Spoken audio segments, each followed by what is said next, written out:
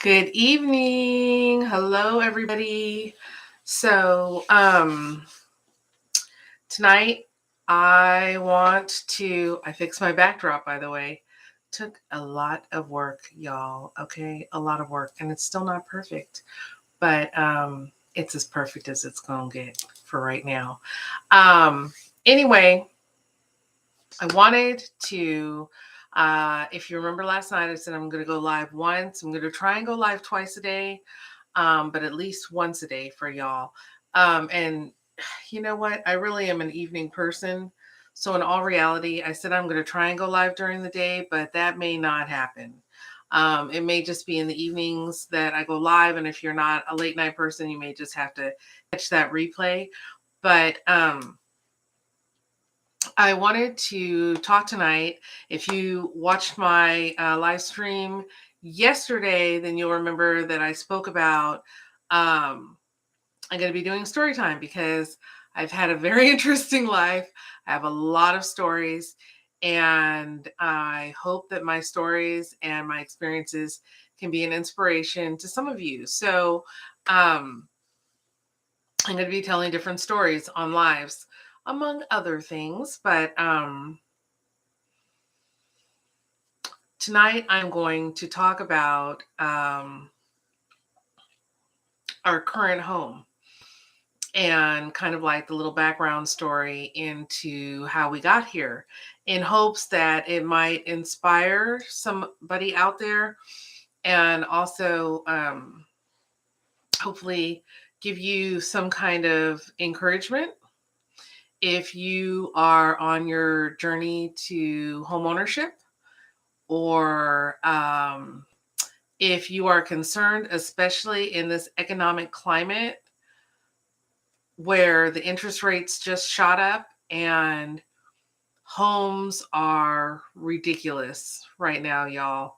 Just ridiculous. And so I am kind of the mindset, this is how my mind works. Like, my mind cannot take in, if I look at a house, growing up, my parents flipped houses. They were flipping houses way before flipping houses was a thing. And such a shame too, because they could have been like the first official house flippers on TV or whatever. But my dad worked his way up, um, the ladder, so to speak, where he worked when I was younger. And so he would take the jobs within the company wherever they were. It didn't matter as long as a promotion was attached to it. So we literally moved all over the country. I've lived not everywhere, but I have lived in many places. And so my parents were always buying houses where we lived. And that's kind of how they got into flipping and real estate and all of that. And so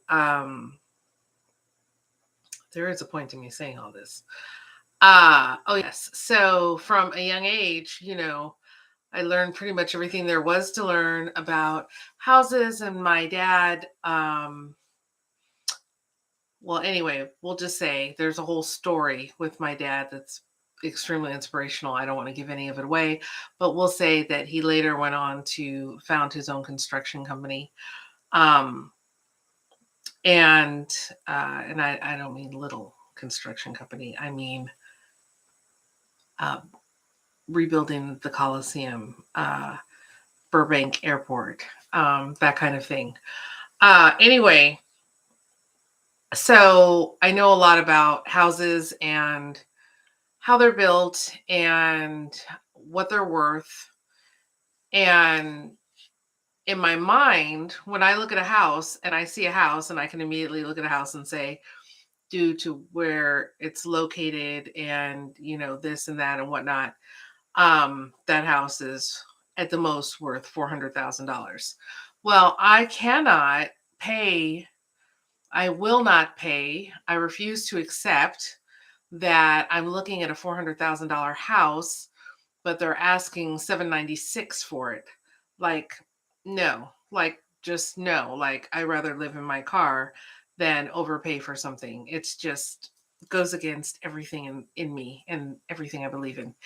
Um, I just can't. Can't. So I have a real problem with what's going on in America right now with in the housing market, because things are just ridiculous. But anyway, so getting to my story. So we were living in one place. I won't be specific.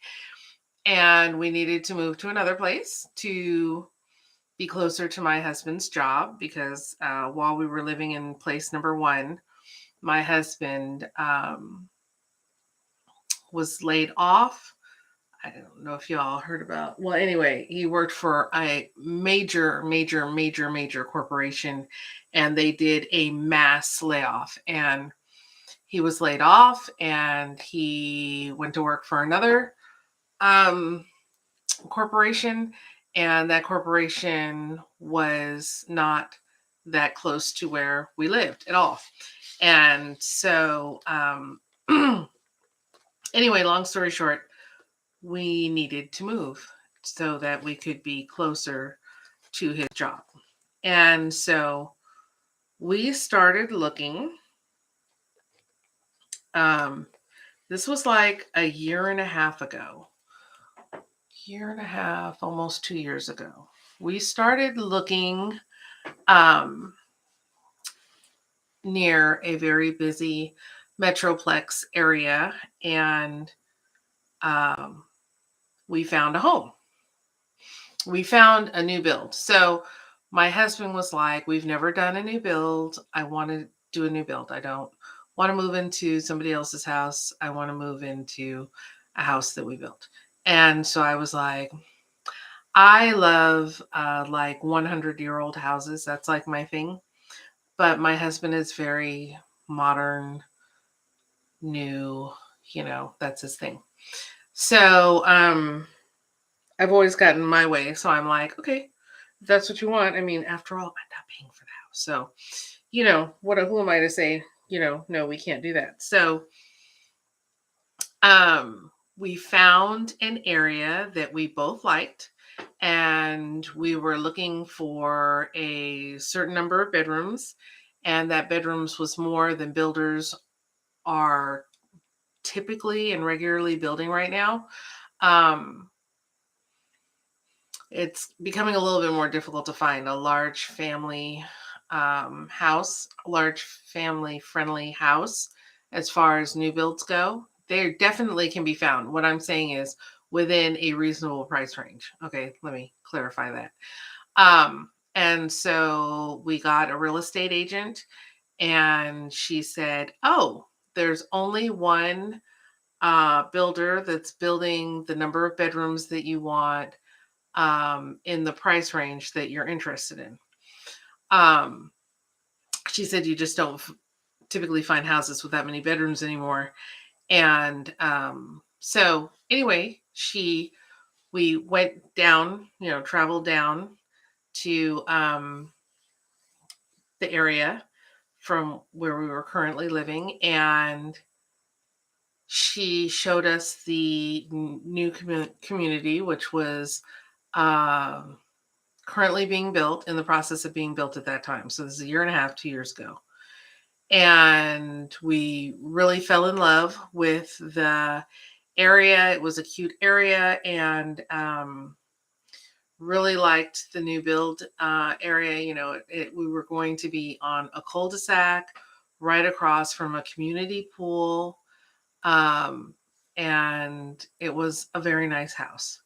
It did not have a dedicated study for my husband to work from, but it was a very, very nice house. And so we were like, great, we picked out our plan and signed the contract and everything else. And then got a call that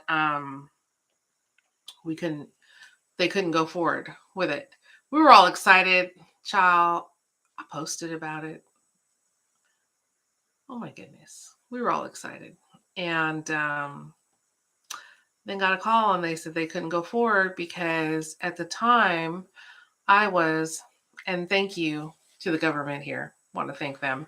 At the time, I was, I don't know, reconsolidating my student loans or something like that. And there was a period of time, like when you do your part and then you have to wait for the loans to be transferred to whoever or whatever. So my loans were actually showing up is in default when they weren't, but then they were stuck in limbo. So there was nothing I could do about it. And so when they ran my credit report, it's looking like I have these defaulted loans. And I'm like, but they're not in default, they're whatever. Anyway, long story short, we were not able to get that house. And I was so devastated. I was so devastated. And I felt so guilty. And I was like, this is my fault. I'm holding my husband back. We were just really, my husband wasn't that devastated, but I felt so terrible. And I was really scared because the market was changing. Even back then, it was starting to change. It was starting to change. And that was about the time the lumber crisis happened. Well, a little bit before the lumber crisis.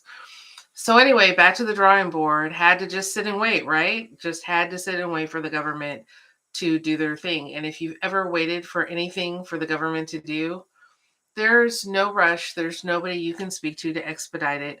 Nobody really cares. Nobody really knows what's going on. So there was nothing I could do about my situation. And we literally just had to wait. And meanwhile, while we're waiting, right, literally every day, house prices are rising and climbing a little bit. And then we get into the lumber shortage, starts the very beginning of the lumber shortage started. And so I'm looking and looking and looking all this time. I'm looking everywhere, like, excuse me, everywhere. I'm looking within our targeted move area. I'm looking outside of our targeted move area. Child, I can't find any houses in that 3-month period. Prices just went like this. I could not find any houses that we could afford. Forget a new build, old build. I could not find anything that even close to what we wanted in our price range. And I told him, things are not looking good, right? Things are not looking good. And so we had some friends and they had recently moved and they had moved into a new build.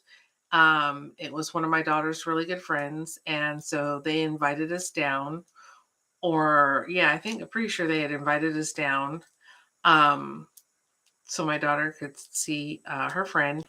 And so we came down to this particular area that neither of us was really even aware of existed per se. And we were like, we really like the vibe here. Like, we really like it. And I was like, well, maybe we should put this particular area on our watch list. And so, we kind of drove around and looked around and was like, yeah, we like it. And so we started looking at builders in this area. So we found a builder. And you know what the hardest part is when you go to a new town? Like, this is what I found with everywhere I've ever moved. No matter how much you do your due diligence and you drive around and you look around and everything, you never really figure out if you move to the right side of town or the wrong side of town until after you move in. Because after you move, that's when you really get to know the locals and you get to find out the whole skinny on the town. And that's when you find out whether or not, for sure, if you moved into the right area. Did that once when we first moved to Texas, and did not know. And coming from California, like, I didn't know anything about Texas, didn't know about the area at all whatsoever, and moved into the wrong area, bought a house in the wrong area. bought a house in not the wrong area, but bought a house in an area that I would not probably have bought a house in. I feel like the Lord did lead us to move to that particular space, but probably would not have bought a house there had I known everything that I knew after I moved in.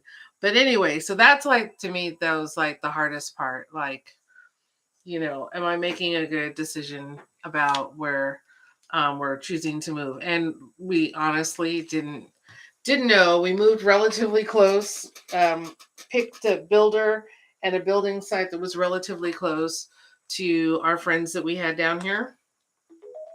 Just kind of figured, like, if they're living here, then this is probably somewhere good for us to live as well.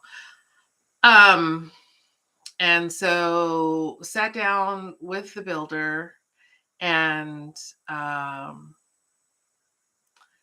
picked out, looked at the different houses that they had, the different uh, models that they had, and picked a house.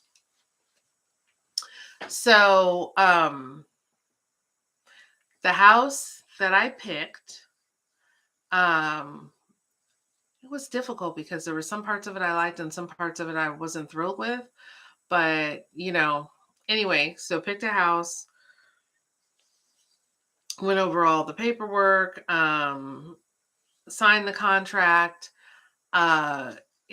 Just nerve-wracking. If you've ever gone through home ownership, the back and forth and going through okay, we'll get to that in a minute. But anyway, picked out the house, signed the contract, picked out the lot, signed the contract.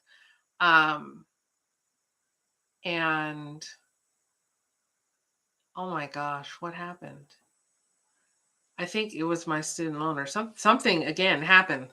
Something again happened. Okay, so that didn't work out. So I think we were still back to a waiting pattern, like amazingly again.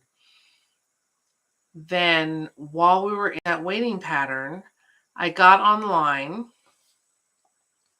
and I was looking at this builder's houses that they were offering, and I saw the model that we're in right now. And I called up the guy that we were dealing with and I said, "Hey, why didn't you show us this model? I found it online." And he said to me, "That was the very first house that I showed you."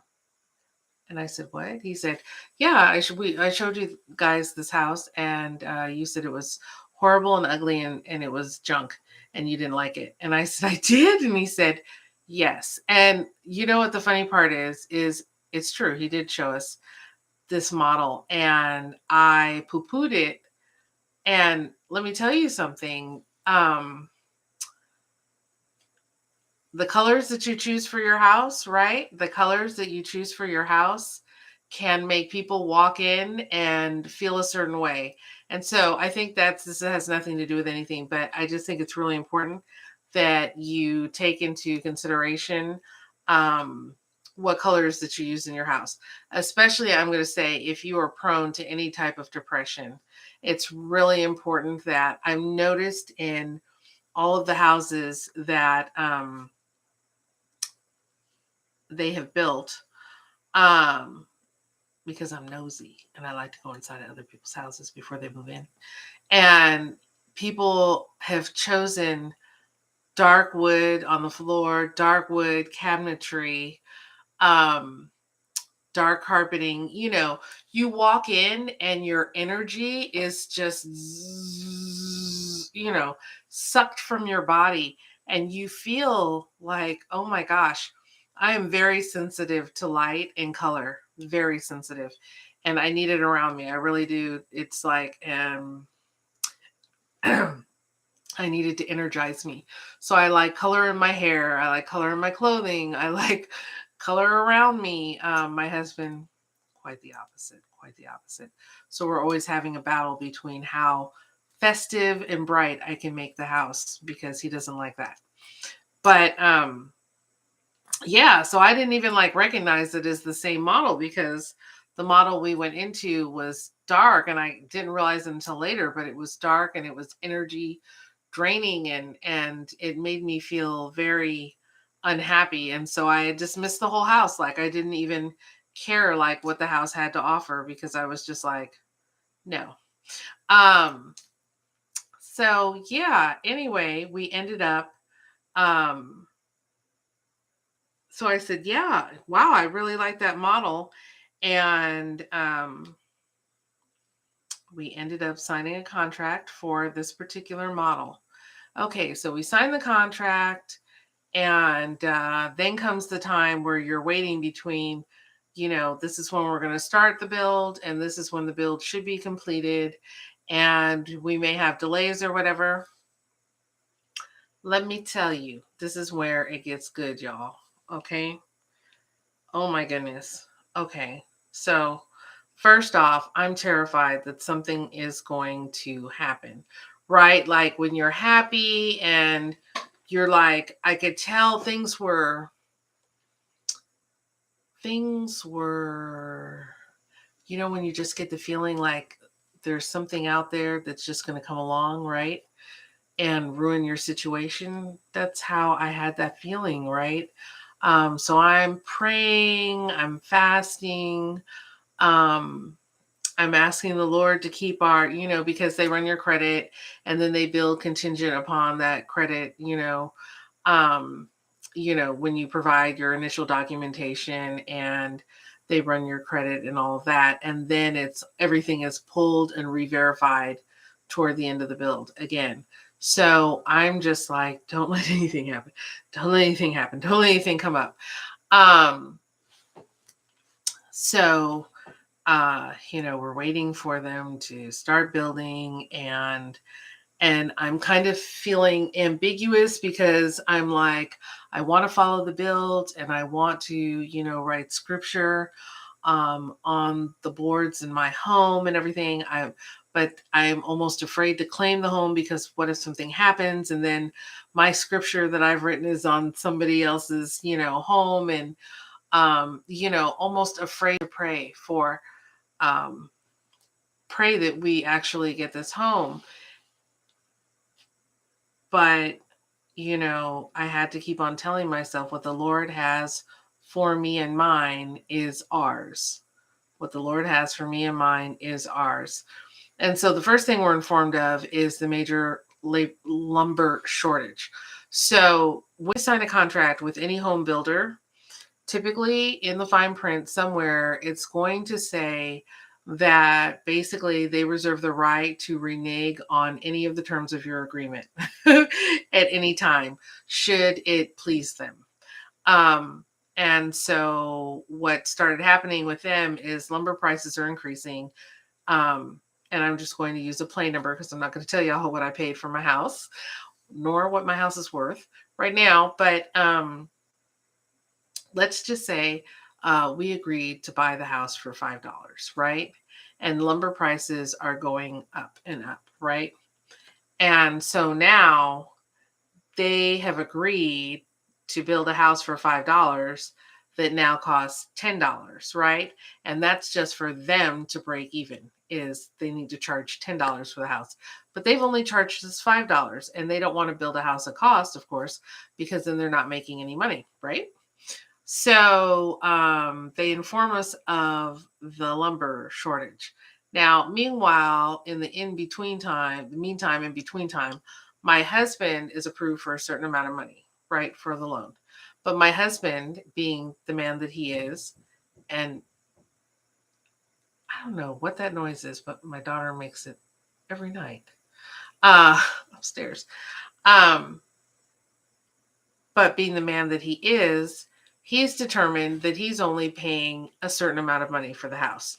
So basically, he's like, I may be approved for $15, right? We're using pretend numbers, but I'm only going to pay $5 for the house. I refuse to pay a dollar over $5. So now I'm starting to feel very nervous, because I'm like, even if they raise the price, up to $10, right? So they can break even.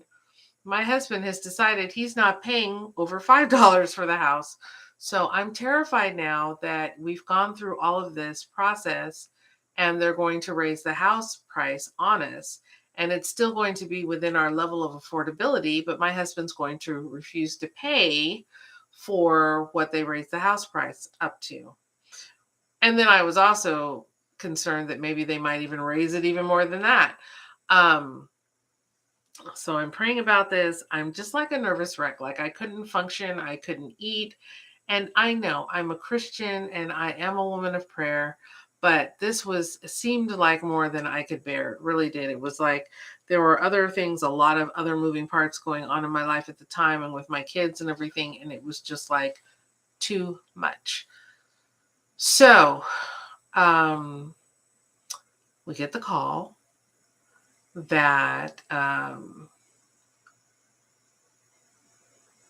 due to the price of lumber and that they are also discontinuing our model that we chose and other factors, they have decided not to honor our contract. So this is what they said to us. They said, we're going to build the house as a spec house, and we're going to give you first um, first dibs. Basically, you'll have first dibs on the house. Whatever we list the house at, we're not going to tell you what we're going to list the house at um, upon completion, but we will give you first dibs at the house because we will build the house to your specifications, because we added, recessed lighting and some other things.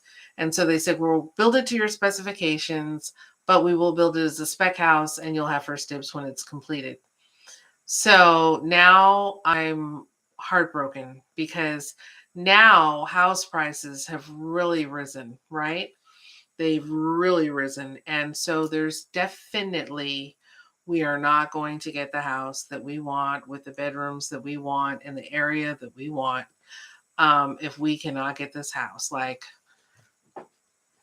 it ain't happening, because they had agreed to a price. And this is what I was afraid of in the first place. They had agreed to sell us the house for a price that I knew was under market value to begin with. So I was like, we have been blessed to be able for them to agree to this price, Lord, thank you. And of course, but in the back of my mind, the whole time I was thinking, yeah, they know that they're building this house way under market value and they're going to jack up the price on us. And so that was the call, you'll get first dibs on it, but it's no longer your house. And so I tried to stay encouraged for my husband, but I cried and I was heartbroken. I was heartbroken. This was my house. I mean, I had watched it from empty ground, nothing but dirt and rocks, to, I was heartbroken. And so it was like 3 months. I guess the number three kept on being a part of our journey.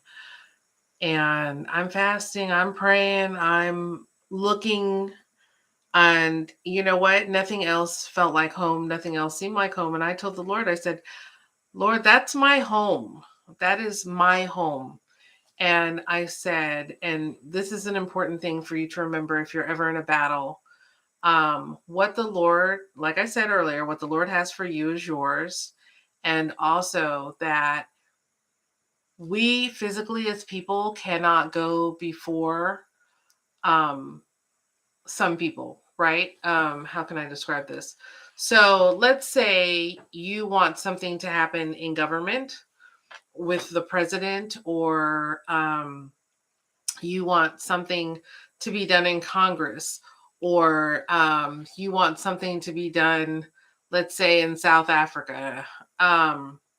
You probably do not have the influence and the power to sway governmental leaders and to determine legislature. But you know who does? God does. And so by praying to God, we are able to influence people in high places. Um, because God has control of everyone. And he very, very often, he will use people who are not Christians to do his bidding and to help his children.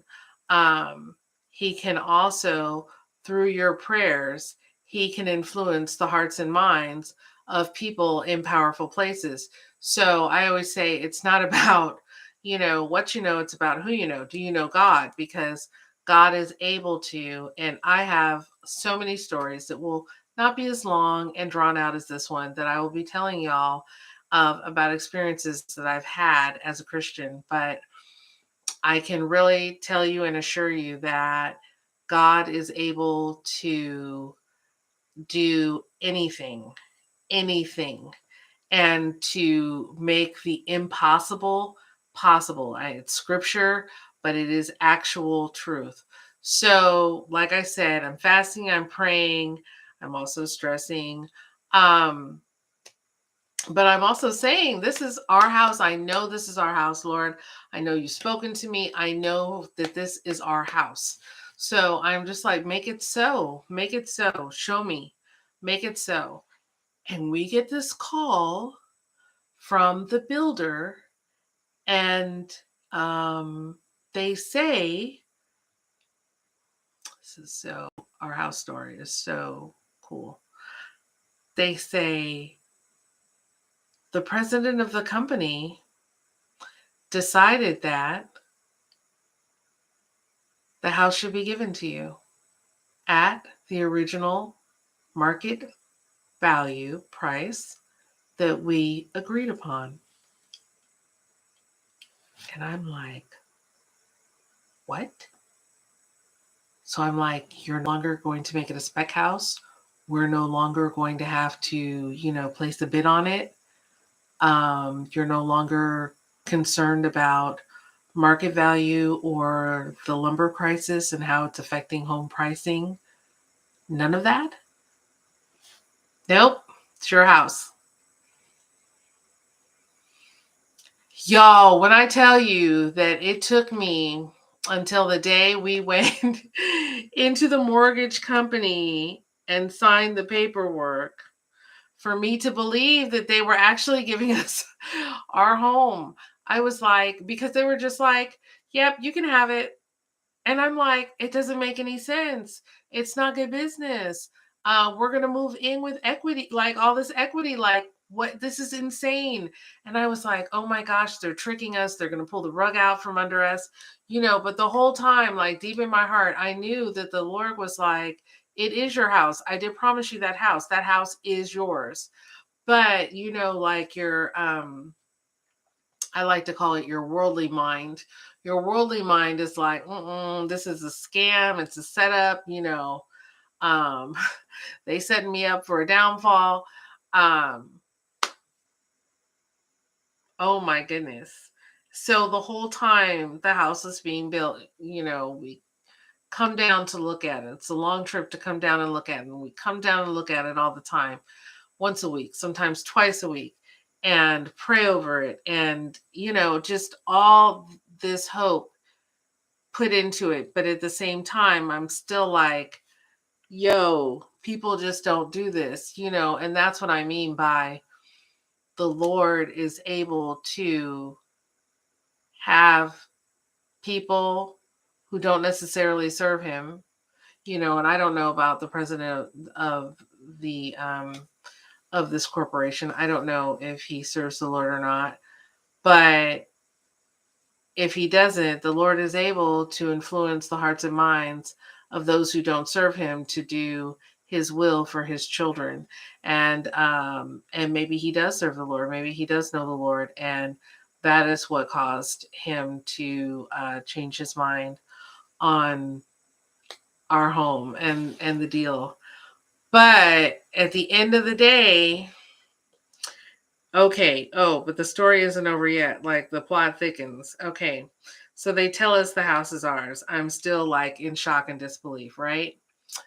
then, but if you know anything about closing on a house, if you've ever closed on a house, you cannot buy anything. Okay. You cannot use your credit cards.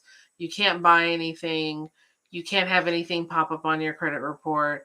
Like basically, it's like holding your breath for a year, basically, if you're doing a new build. Much shorter of a time, of course, if you're doing a house that's already built, it's just during that closing period. But if it's a build, then it's like a whole year or more where you're literally holding your breath, hoping that nothing pops up.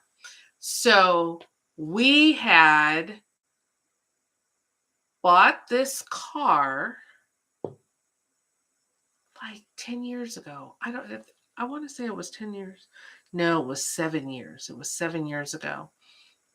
And the car turned out to be pretty much a lemon or whatever. And we had it voluntarily repossessed. And I think we did owe some money back to them. We owed some money back to them. But I don't know what happened or whatever. It was like showing up as a write off on my credit report or whatever, y'all. For I had, I don't know. I don't know. My credit is it, anyway, like my credit's fine. So I don't, still to this day, I don't know I don't know what happened with this car. But anyway, to make a long story short, the car pops up out of nowhere, out of nowhere.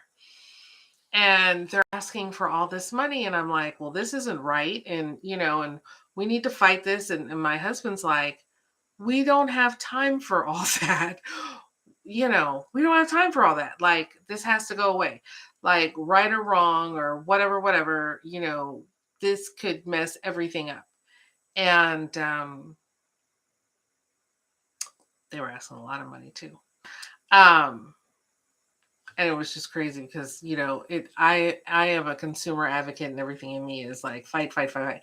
Get this. My husband, on the other hand, is one of those people where he's like, just do what it takes to make the people go away. And I'm like, no, if something's wrong, it's wrong. And if you need to fight, you need to fight. And he was like, but part of my journey, and I will also do, I will do a live about this at some point too. Part of my journey is learning how to, as a Christian woman, how to let my man be the head of household. I realize very much so that all blessings, and I'll do a teaching on this, and y'all can watch it if you're interested, but blessings for the household, if you're a Christian and a believer, blessings for the household come down through the man. He is the head of house. And we as women, if you're married, um, I'm not going to go into all that teaching now. But anyway, I will just say that I respect my husband as the head of the household. And even when I disagree with him on certain things, um, and my husband is very rarely, because it says in scripture, the man is to love his wife as he loves himself.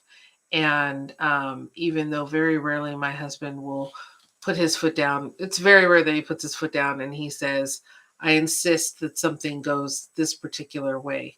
But this was one of the things where he was insistent, we are not fighting this.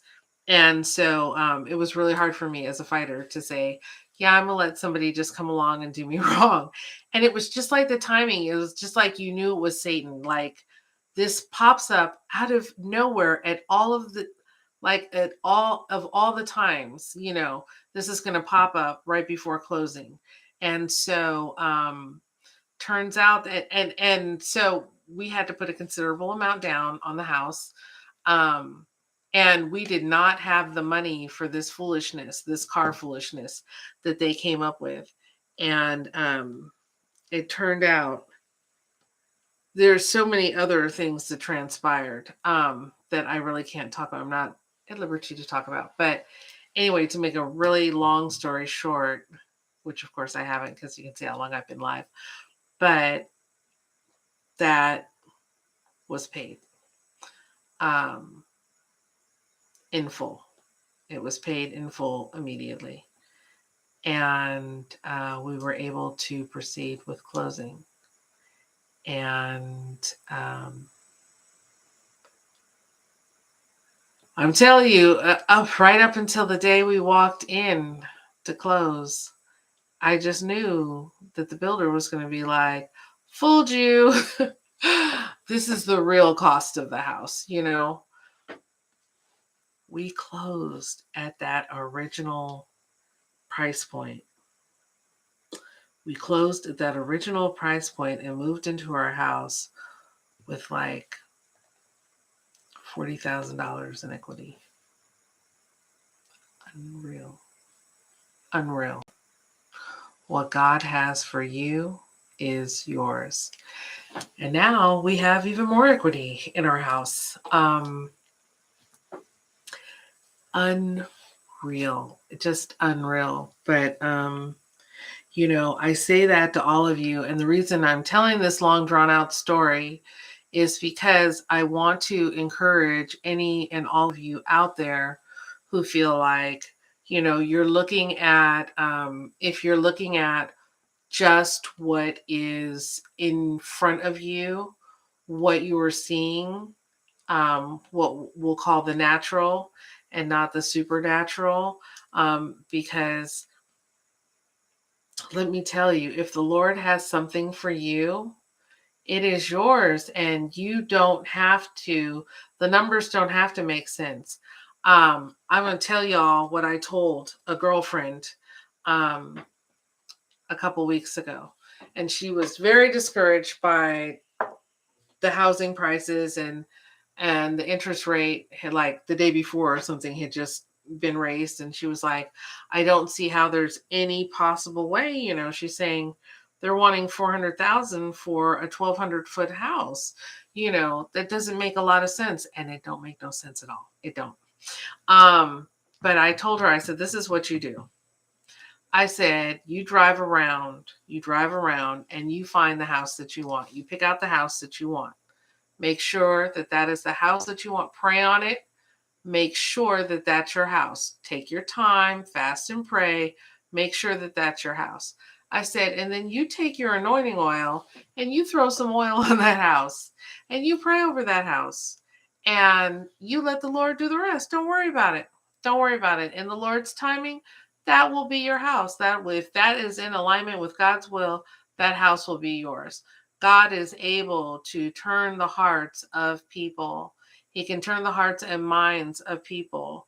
He is able to put people in a season where they're willing to move out of their house, or their kids are grown or whatever, and that will coincide with when you're ready to move in. And he is able to orchestrate all kinds of things. When I look back at my life and I see how everything was in his perfect alignment and his perfect timing, it is breathtaking. It is mind numbing to see how he had every single area and step that I went through in my life for a reason. Every single thing was for a reason. It had a purpose. I went through, I went through a high point in my life or a low point in my life at a particular time for a specific reason to prepare me for the next journey that he was putting me on. It's just really amazing. And when I look at this house, and I see what my house is worth, and I know what we paid, and I know that those people knew that they were losing money, but they built the house anyway and gave it to us, because I consider this house a gift. Some things in life and not to say that the house was dirt cheap, because the house was not dirt cheap at all whatsoever. But compared to what the house is valued at now, and it's just, I'm still I'm still in awe and in such deep thanksgiving for how the Lord loves us, how he loves us, how he and why it says cast your cares upon him. He loves us so much and he cares about every little single thing about us. We can have a paper cut. I'll just, before I conclude my story, so that's our house story. Before I conclude my story, I'm just gonna, you can't even see it. Okay. So right here on this part, right? But right here on this part where there's this crease on my thumb the other day, I was opening a package. I'm going to be doing some clothing hauls and stuff like that too for y'all this weekend. But I opened a package and I went like this, I think, with my nail. And it was a thick piece of cardboard and it slit my finger, like slit my thumb open on the tendon. Oh my goodness. Okay, it was not the biggest cut in the world, but let me tell you, that cut hurt more than breaking an arm in half, snapping an arm in half. That cut, it hurt. And I have a high pain tolerance, y'all, pretty high pain tolerance. That cut had me crying like a little baby. I'm not even lying. Like, and the worst part was that it was on the crease, right? So, you move your thumb, you don't realize how much you use every part of your body until a part of it stops working or is out of commission. Then you're like, oh my gosh, I had no idea that I use my pinky finger that much, or that I move my elbow this many times in a day or whatever. You don't realize how much you use this thumb and move it, right? Oh my goodness. Oh my goodness. Oh my goodness. Like the pain was so deep and crazy that it was keeping me up at night. Like it was ridiculous. I was like, what is wrong with you? You are a full grown woman. And here this little tiny cut is cute, but it was like deep, what I'm saying? Like it wasn't like, oh, but it was here across here and it was deep. But let me tell you something. It was hurting me so badly. I just started praying about it all the time to the Lord. Like, I was like, Lord, I know you've got world peace issues to deal with and pollution and abusers and, you know, just all kinds of things. But I'm going to come before you about my paper, not my cut, because I was like, it hurts, Lord, so badly. And, I don't want to be a whiner or complainer. And it's so ridiculous for me to complain about this, but it's just like morning, noon, and night. My thumb hurts so badly. And let me tell you, you're not going to believe this, but I did this cut 7 days ago. Do y'all see any sign of cut at the bottom of my thumb? 7 days ago. And I mean, I think I sliced into my tendon a little bit. 7 days ago. There is no trace no trace of a cut on my thumb. Not only did he heal it, he sealed it. And it was deep and it was having a problem closing. Like there was a real problem with it closing. I couldn't get to close it. Probably needed some stitches. Prayed about that. And I anointed myself. This thumb sealed, healed in I want to say 3 days. Sealed and healed in 3 days. And the last little piece of skin closed and fell off today. Can't tell that I ever got a cut. When I say the Lord loves you, when I say that his attention to us in the small things, this is what he did for me, completely unimportant. I could have, of course, lived for many weeks with this cut. It would have been uncomfortable, but it was not going to kill me. It was not life-threatening. It was not something that God had to stop what he was doing and heal me, But when I say that the way he loves us, the attention to detail, the hearing our cries, whether they're small or whether they're large, and the way he takes pleasure in showing us his love for us is just phenomenal. And so I just want you all to remember that if you're um, down in the valley and you're feeling low and you're feeling like I'm never going to be able to afford a home now, I missed my window, right? God can open a door anywhere at any time. He can let you have a conversation with somebody who may say to you, you know what? You have been a good friend to me, and I don't have any children, and I'm going to gift you a house. He can do it all. He can do it all. He can do it all. So do not limit God. This is one of the problems that we have as people. We put limits on what God can do because our minds are small and they're tiny and they're limited. And so we put those limitations, the same limitations we have for ourselves, we put on God. And God doesn't have any limits. He don't have no limits. If God wants to take a mountain and he wants to move it to the other side of the world, he can do it like that. He doesn't have limitations. He's not confined by our rules of physics or by anything else. They're not attainable, they're not attributable to him. So I just want you to remember that and stay encouraged. And a lot of times God will not move on our behalf unless we have that faith. Unless we have that faith. He wants to see if we have the faith as big as a mustard seed.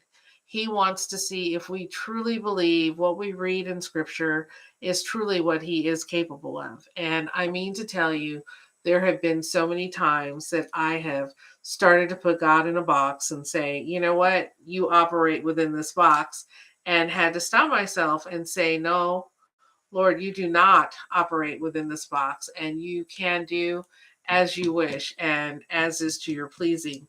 And so, if you are feeling discouraged and you're feeling like you're not going to achieve home ownership, or you're feeling like my credit score isn't high enough, yes, you need to improve your credit score.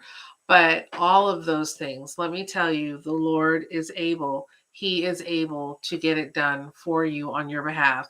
Get down on your knees and talk to Him. Tell Him what you're going through. Tell Him how you're feeling. Um, Tell Him that you love Him and His will for you to do for you, like a good father, like a father who loves and cares for his child, will be infinite, and all things will be possible. So anyway, I'm cutting it short, just short of 1 hour, and I hope that you all are taking care of yourselves, maintaining your mental health. I have a heart. I mean, to tell, I could talk about mental health every single day. And I probably will have a lot more discussions about mental health because it is top priority in my life. It's very near and dear to me, very important to me. Um, and I cannot say enough to love yourself in a healthy manner. And I don't mean love yourself to the point of being a narcissist or being arrogant or anything like that. But what I am saying is take time to do for yourself. And most importantly, take time to forgive yourself. I think one of the reasons that many of us get into depression is a spirit, okay? And I think many times why we're attacked and we fall deep into depression is because we have things that we really deep down don't forgive ourselves for. And let me tell you, you have to forgive yourself.